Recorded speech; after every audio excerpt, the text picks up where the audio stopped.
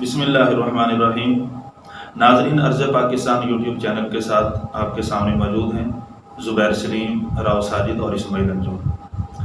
آج کرونا کے حوالے سے ہم آپ کے سامنے کچھ گفتگو کریں گے، بات چیت کریں گے، اور ہم امید کرتے ہیں کہ آپ آخر تک ہماری اس گفتگو کو سنیں گے اور اس کے بعد اپنی قیمتی آراء کا اظہار بھی ہمارے ساتھ کریں گے۔ آج میں اس حوالے سے سب سے پہلے اپنے محترم اسماعیل انجم صاحب سے یہ پوچھنا چاہوں گا کہ یہ جو وبا ہے اس کے بارے میں مختلف قسم کی آراء سامنے آ رہی ہیں۔ کچھ حضرات کا کہنا یہ کہ حقیقی ہے، کچھ کہتے ہیں مصنوعی، اور اس کے بارے میں مختلف قسم کی باتیں مختلف حوالوں سے سامنے آ رہی ہیں۔ سوشل میڈیا اور دیگر حوالوں سے اس کے بارے میں بہت سی ایسی چیزیں سامنے آ رہی ہیں، ویڈیوز سامنے آ رہی ہیں ہسپتالوں کی اور ہسپتالوں سے باہر کی بھی، جس سے کچھ معاملات مشکوک بھی ہوتے ہیں اور اس کے بارے میں کئی شبہات جنم لیتے ہیں۔ تو ہم جاننا چاہیں گے اسماعیل انجم صاحب سے کہ ان کا اس کے بارے میں کیا خیال ہے۔ بسم اللہ الرحمن الرحیم۔ سب سے پہلے تو میں شکریہ ادا کرتا ہوں زبیر سلیم صاحب کا کہ انہوں نے بات کرنے کا موقع دیا اور اس حوالے سے اپنا مافی ضمیر اپنے ناظرین کے ساتھ شیئر کرنے کا موقع فراہم کیا۔ دوسرے نمبر پر جہاں تک آپ نے سوال کیا ہے، آپ کے سوال کے مختلف اجزاء ہیں، کئی ساری چیزیں آپ نے اکٹھی سوال میں ذکر کرتی ہیں۔ میں کوشش کروں گا کہ فرداً ایک ایک چیز پر الگ الگ بات کروں۔ پہلے نمبر پر آپ نے سوال اٹھایا ہے کرونا وائرس کی حقیقت کے حوالے سے کہ یہ کوئی حقیقی بیماری ہے یا مصنوعی بیماری ہے۔ تو اس کے بارے میں میری رائے یہ ہے کہ یہ ہماری ڈومین نہیں ہے یا ہمارا دائرہ کار نہیں ہے کہ ہم اس بات کا فیصلہ کریں کہ یہ حقیقی ہے یا مصنوعی ہے۔ ہمیں اس بحث میں پڑے بغیر کہ یہ چیز مصنوعی ہے یا حقیقی ہے، قدرتی ہے، ہم نے یہ دیکھنا ہے کہ یہ بیماری اس وقت ایک حقیقت ہے اور انسانیت کو اپنے لپیٹ میں لیے ہوئے ہیں اور اپنے پنجے اس نے انسانیت کے اوپر گاڑے ہوئے ہیں۔ تو اسی تناظر میں ہم نے اس کو دیکھنا ہے کہ یہ چیز حقیقت بن چکی ہے اور اب اس سے نمٹا کیسے جا سکتا ہے۔ دوسرے نمبر پر اس کا بہترین حل، جیسے ماہرین اور میرا شروع سے ہی یہ ماننا رہا ہے، میرے اساتذہ نے بھی مجھے یہ سمجھایا ہے اور بڑوں نے جو اصول اور قواعد طے کیے ہیں ان میں بھی یہی بات ہے کہ کسی بھی معاملے میں جو آدمی خود اس میں مبتلا ہوتا ہے اس کی رائے کا اعتبار ہوتا ہے، جو مبتلا نہیں ہے اس کی رائے کا اعتبار نہیں۔ پانی کتنا گہرا ہے، جو بندہ پانی کے اندر موجود ہے اس کی رائے مانی جائے گی، جو باہر کھڑا ہوا ہے وہ کہے کہ نہیں اتنا پانی نہیں ہے، اتنا ہے، اس کی رائے معتبر نہیں ہے۔ اس وقت جو مبتلا لوگ ہیں وہ ہیں ڈاکٹر حضرات، اطباء، جو اس بیماری کے ساتھ نمٹنے کی کوشش کر رہے ہیں اور قوم کو بچانے کی کوشش کر رہے ہیں۔ وہ ہمیں چیخ کر یہ بات کہہ رہے ہیں کہ یہ بیماری ایک حقیقت ہے اور یہ لگتی ہے، ایک سے دوسرے میں منتقل ہوتی ہے، تو ہمیں اس بات کو ماننا چاہیے۔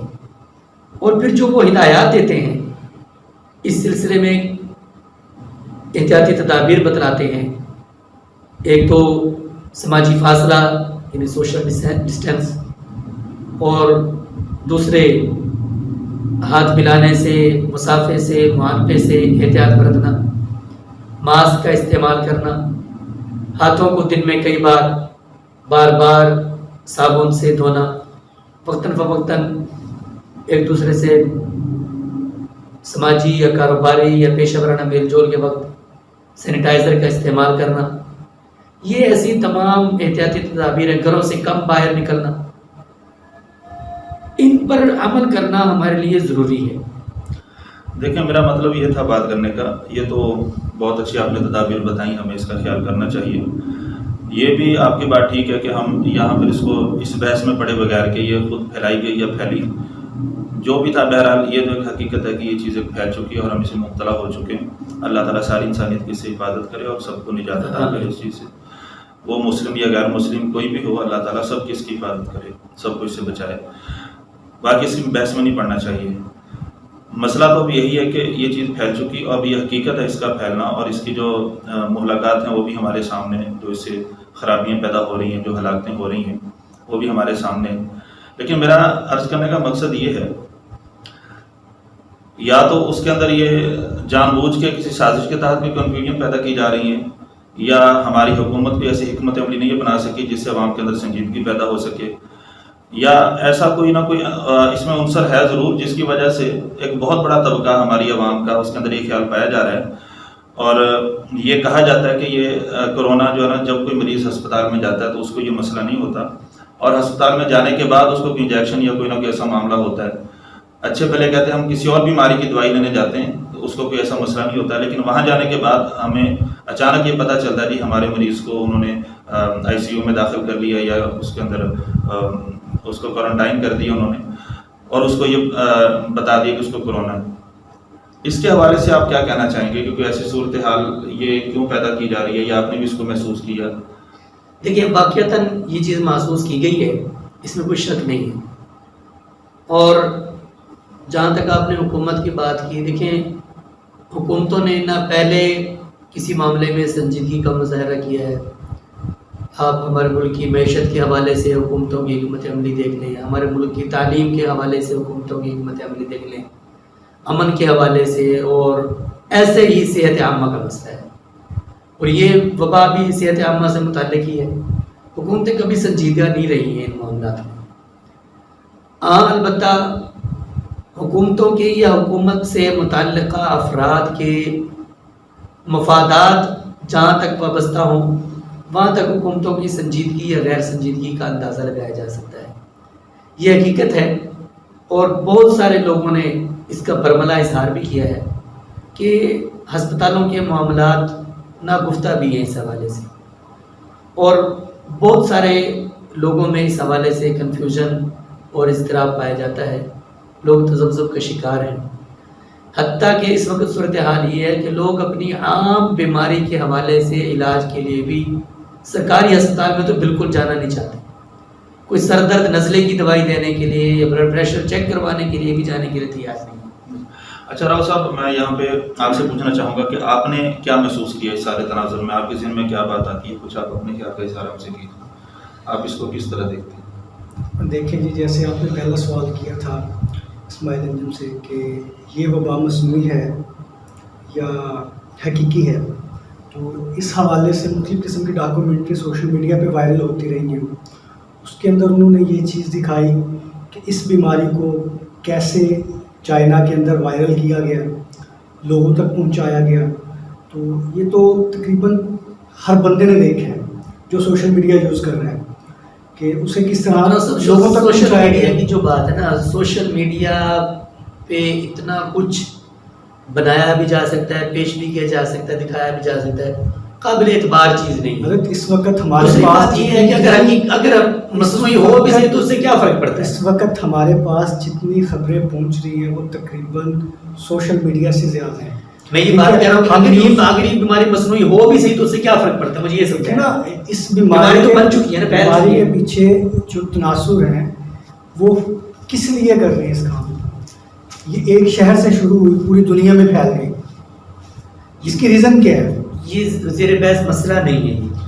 دیکھیں بات تو یہ ہے نا کہ اگر اس کو دیکھیں راؤ صاحب، تھوڑی سی بات یہ کہ اگر اس کو مصنوعی طور پہ پھیلایا گیا، وہ چیز باقی شواہد سامنے آ رہے ہیں، ہم نے بھی دیکھے، سب نے دیکھے، پورے ملک نے دیکھے، دنیا نے دیکھے، وہ چیزیں ہیں. اس میں جیسے اسماعیل صاحب بتا رہے تھے کہ اس میں دونوں طرح کا احتمال ہے، وہ صحیح ہو بھی سکتے ہیں، نہیں بھی ہو سکتے. ہمارے پاس کوئی سا پیمانہ نہیں ہے اسے پرکھ سکے. بس جو چیز مشہور ہو جاتی ہے وہ ہو جاتی ہے، سر پیر تو ہوتا ہے. ویسا ایک چیز اور ہے نا، اب اس بیماری کے جو تاثرات ہیں عام عوام کی زندگی پر بہت زیادہ مرتب ہو چکی ہے.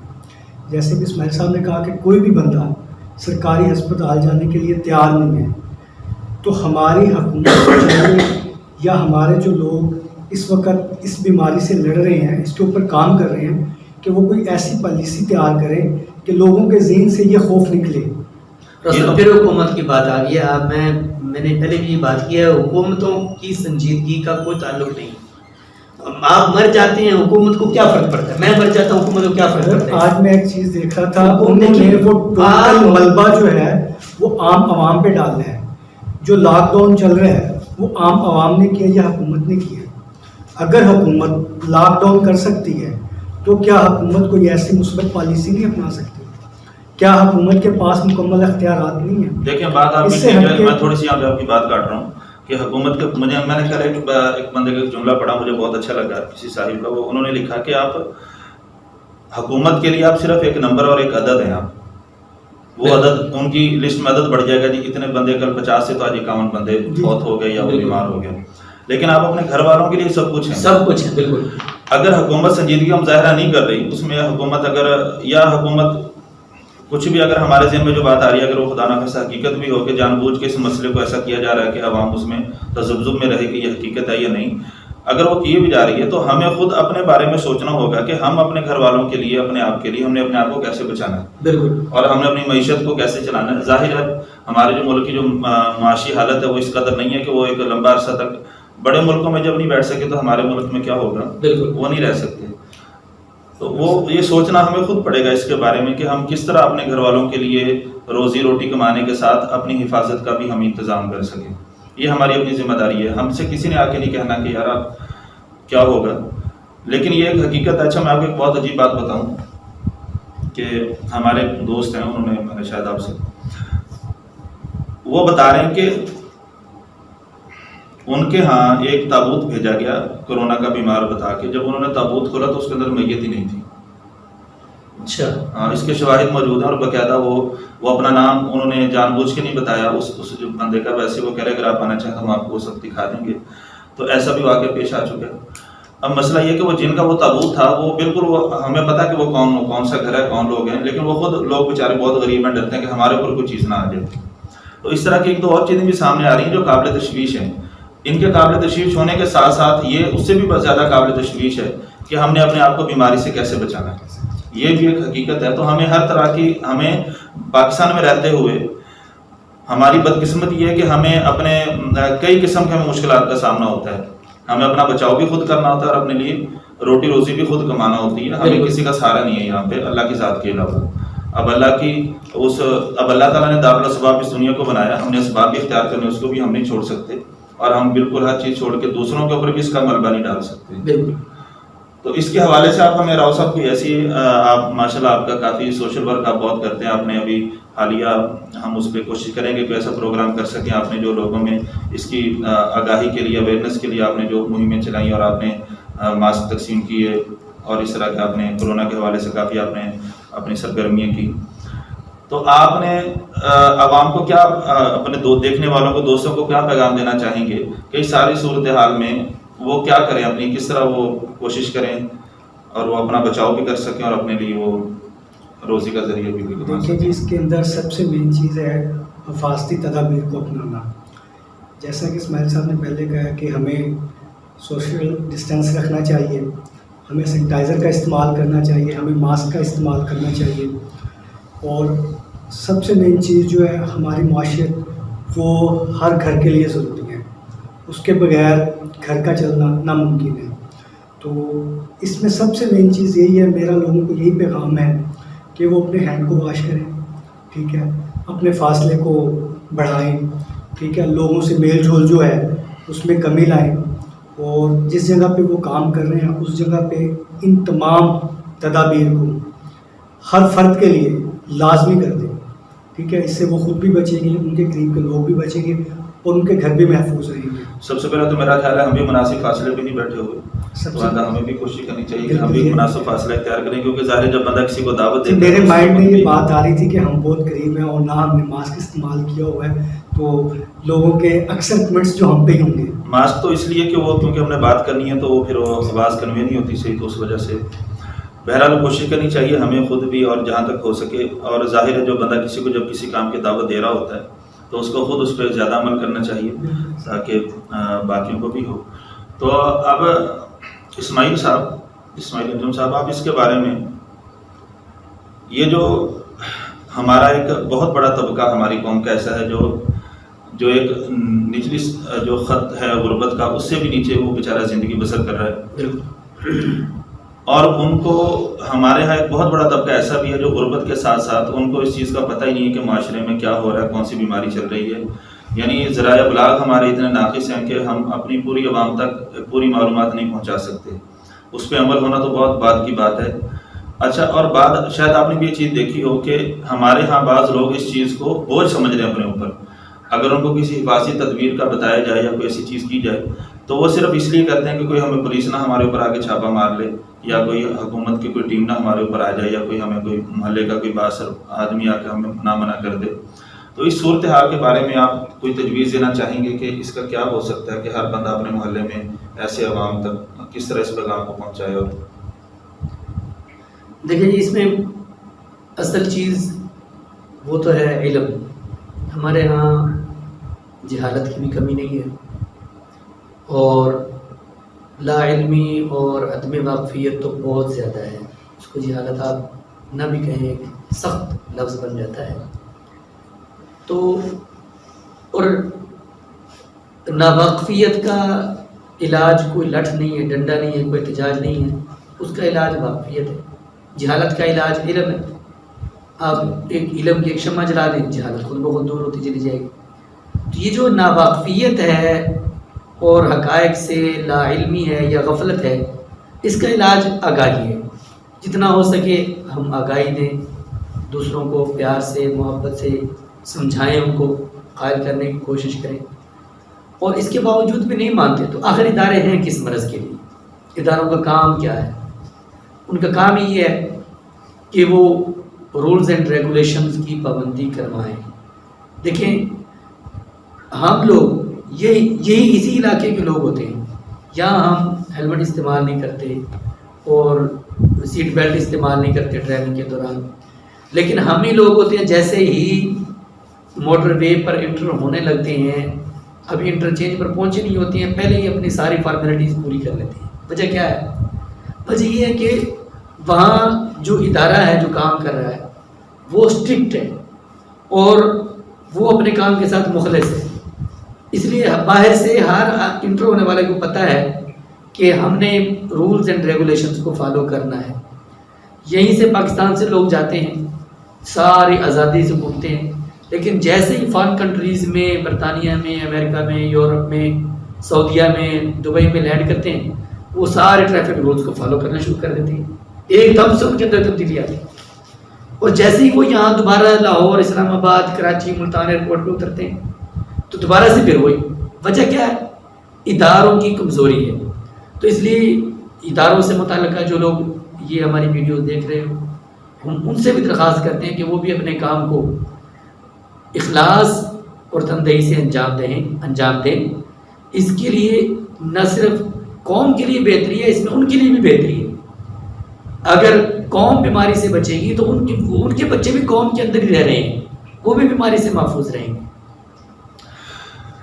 تو ناظرین، ہماری آج کی گفتگو اس پیغام کے ساتھ ختم ہوتی ہے کہ آپ کسی کی مدد صرف پیسے کے ساتھ یا کسی چیز کے ساتھ نہیں کر سکتے، بلکہ آپ اگر ایک اچھی بات، ایک شعور کی بات، ایک کسی بھی نقصان دہ چیز سے آگاہی کی بات آپ کسی تک پہنچا دیتے ہیں، اس پیغام کو آپ پھیلا دیتے ہیں، اور آپ اس بتانے کی وجہ سے اگر کوئی نقصان سے بچ جاتا ہے یا نہ بھی بچے، کم از کم آپ نے اس بات کو ایک مؤثر اور صحیح طریقے سے، اور اس طریقے سے کہ وہ اگلے پہ اثر انداز ہو، اس سے اکتا نہ جائے، یا کوئی ایسا طریقہ نہ ہو جس کی وجہ سے وہ اس بات کو بوجھ سمجھے.